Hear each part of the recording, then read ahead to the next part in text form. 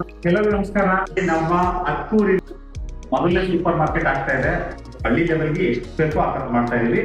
ಬೆಂಗಳೂರಲ್ಲಿ ಏನ್ ರೇಟ್ ಸಿಗುತ್ತೆ ಅದೇ ರೇಟಲ್ಲಿ ಹೋಮ್ ಡೆಲಿವರಿ ಆಗಲಿಕ್ಕೆ ಅಂತ ನಾವು ಮಾಡ್ಕೊಂಡು ಒಂದು ಪ್ಲಾನ್.